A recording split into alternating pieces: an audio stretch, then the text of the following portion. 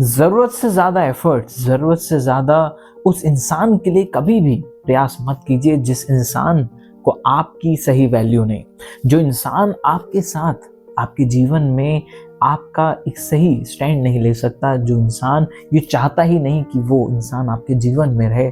अक्सर उस इंसान के लिए हम लोग बहुत ज़्यादा गिड़गिड़ाते हैं, उस इंसान को ये रियलाइज़ कराते हैं कि यार हमारे जीवन में आप ही सब कुछ हो, आपके सिवा मेरी लाइफ कुछ भी नहीं है। और हम उस ना जाने इसके चक्कर में उस इंसान के आगे कितनी बार गिड़गिड़ाते हैं, अपनी सेल्फ रिस्पेक्ट की धज्जियां उड़ा लेते हैं और वो इंसान बार बार केवल एक चीज़ कहता है, तो यही कि मुझे तुम्हारे साथ नहीं रहना, हमारा कोई फ्यूचर नहीं है। शायद परिवार नहीं मानेगा, या ये नहीं मानेगा, अड़ोसी नहीं मानेगा, पड़ोसी नहीं मानेगा, ये बोल करके आपको एक बहाना देकर आपसे बस केवल अलग होना चाहता है। और ऐसे ही अलग होने की चाह रखने वाले इंसान के लिए हम बार बार जबरदस्ती प्रयास करते हैं कि वो रुक जाए, वो ठहर जाए। लेकिन मित्रों, एक चीज़ हमेशा याद रखना, अभी जब जीवन का आपका एक कुछ ही पहर आपका बीता है, जो इंसान उस पहर के बीतते ही, उस समय के बदलते ही, उस परिस्थिति के बदलते ही आज आपके लिए स्टैंड नहीं ले सकता,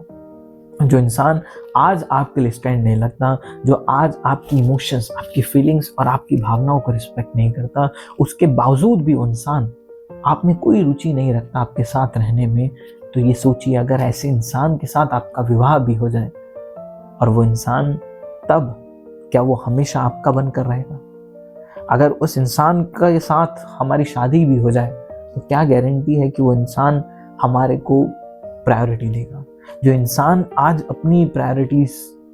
जहां हम होने चाहिए थे वहां से उसने हमें हटा दिया है, जो आपको कोई वैल्यू इमोशंस आपके लिए नहीं रखता, जो आपको ये रियलाइज करा रहा है कि यार हमारा कोई फ्यूचर नहीं है, तो बेहतर है ऐसे इंसान के साथ बार बार अपनी एफर्ट्स को करते रहना, अपनी उसके चक्कर में अपनी सेल्फ रिस्पेक्ट को गिराते रहना, खुद की इमोशंस को, वैल्यूज़ को गिराते रहने से अच्छा है ऐसे इंसान को जीवन से जाने ही दिया जाए, जो आपके साथ रहने के लिए इंटरेस्टेड नहीं, जो आपके साथ रहने के लिए एक सही स्टैंड नहीं ले सकता, जो आपको ये भरोसा, ये बिलीफ, ये ट्रस्ट ना दिला सके कि मैं हमेशा तुम्हारे साथ हूँ,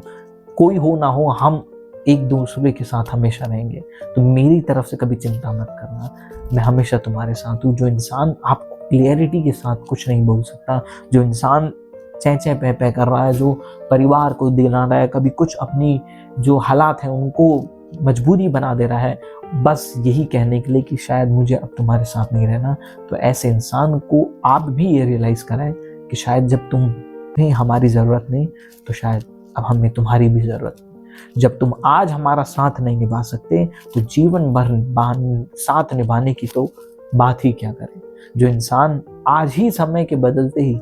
अपना बदला हुआ स्वरूप हमें दिखा रहा है, तो न जाने समय के कितने फेर के साथ वो क्या क्या रूप और स्वरूप हमें दिखा सकता है।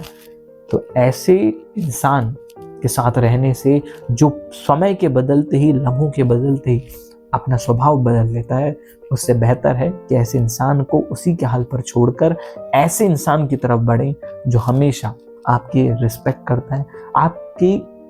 आपको ऑप्शंस, अपनी चॉइस बना के अपने जीवन में रखता है, जो आपको क्लियरिटी के साथ बोलता है कि मैं हमेशा तुम्हारे साथ रहूँगा, जो इंसान आपके लिए अपने परिवार में स्टैंड लेता हो, जो आपको ये भरोसा दिलाए कि मैं हमेशा तुम्हारे साथ रहूँगा, ऐसे इंसान को अपना जीवन साथी चुनिए। ऐसे इंसान को नहीं जो सीधा आपको बोल रहा है कि मुझे नहीं रहना, या मुझे अब तुम्हारी ज़रूरत नहीं, ये है वो है, परिवार है, बेफालतू के एलिगेशंस, और उस चक्कर में आप बहुत ज़्यादा परेशान हैं, बहुत ज़्यादा टूटा हुआ महसूस कर रहे हैं, तो शायद ऐसे इंसान के लिए खुद को परेशान करने से बेहतर है कि